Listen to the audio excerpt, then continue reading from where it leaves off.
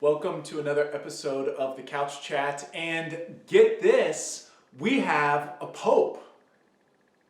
He's American, from the Midwest. Are you kidding me? That was not on anybody's bingo card. Pope Leo XIV was elected last Thursday and is the new Pope for the Roman Catholic Church throughout the world. And praise God.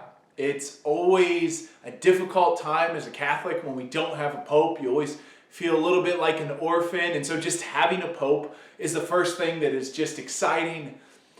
But man, Pope Leo XIV, Cardinal Robert Prevost was elected and took a great name in Leo. So praise God. I'm sure everybody has all sorts of different reactions. My main reaction was, wow, it is really cool that I'm down with the stomach flu because I can spend all my day watching this if I've got the energy and I'm not napping. So I did have the flu towards the end of last week and stomach flu and better now. Thanks for your prayers. I know a lot of people have asked if I'm doing better. Appreciate the prayers, but yeah, I'm doing well. And lifts your spirits having a Pope. So there's so many things that we could say about Leo XIV and things that we will say. There's a lot of stuff out there. Some of it's right, some of it's not. I had a conversation today with somebody and they were saying, yeah, I heard this and this about Pope Leo. I'm like, I'm fairly certain like that's the opposite of that. But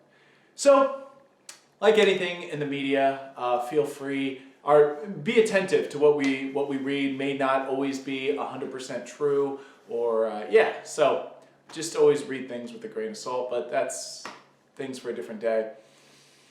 Mostly in my own life, in trying to follow Catholic news, I go to one or two sources, and they're not paying me to say this, but I think they're helpful and they give really smart, thoughtful analysis. And the first one is a news site called The Pillar. It's just Catholic news, pillarcatholic.com.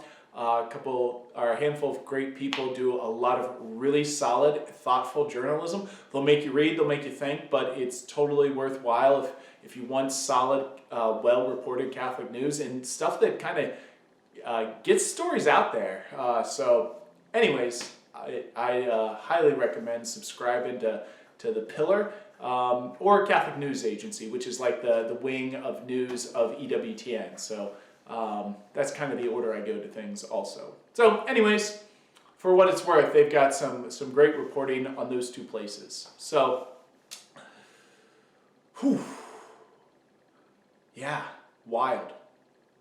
Anyways, we are going to share in the spirit of the universal church, and this weekend at Mass we will have our own conclave.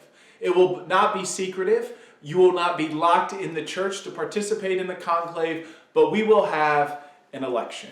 We're not really calling it the conclave, but it's just kind of fun that it happened about the same time that we elected a pope. So, of course, this weekend at Masses we'll have pastoral council elections. So that's happening this weekend.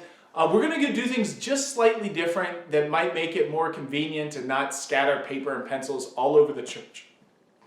At all four churches in the back of church, there'll be a table out with ballots, pens, pencils, and a place to drop your old ballots. So if you want to vote, you can do it right when you walk into church. You can do it as you're leaving.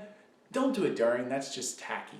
But you can do it at those two times. So it'll be back there. Heck, even if you want to come in after Saturday evening Mass and do it, that's fine too. If you're like want to avoid the crowds, beat the rush, all that sort of stuff. So we will be voting for pastoral council elections. That will happen with Masses this weekend. So yeah, thanks to all of those who have served on pastoral council, whether that's present members or past members. I get to hear so much from pastoral council. It's one of those, it's like the official body that brings things to my attention. So I am so blessed by the members of our pastoral council. And thanks to those who are accepted a nomination to serve in pastoral council. It's always a thing to stand for an election of any kind because you don't know how it's going to go, where that's going to go. So just want to thank everybody who has generously agreed to run for pastoral council. So thanks to everybody. Thanks to our pastoral council members who will kind of help tally things in the election. So our own conclave this weekend. So like I said, as you're coming in, as you're going out for Mass, feel free to stop by the table to cast your ballot for pastoral council. The last thing is Vacation Bible School's coming up, which is really hard to believe. It begins the Tuesday after Memorial Day, so that's the day after Memorial Day. It's in the mornings down at Immaculate Conception. They got a real thumper of a program put on this year, so super excited about that.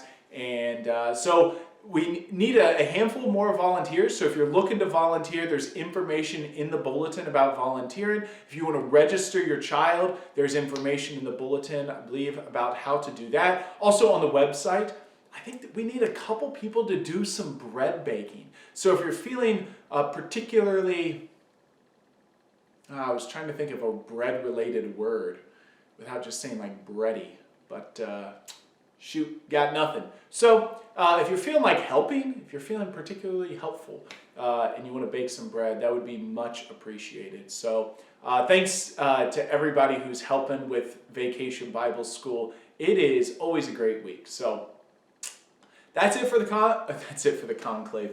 Oh gosh, what's on Father's mind right now? That's it for the couch chat. So blessed to have Leo XIV elected as our new Holy Father. Also, thanks for voting for Pastoral Council, and we'll see you at Vacation Bible School. Unless you're too old to attend, in which case maybe you'll volunteer. Take care. Bye.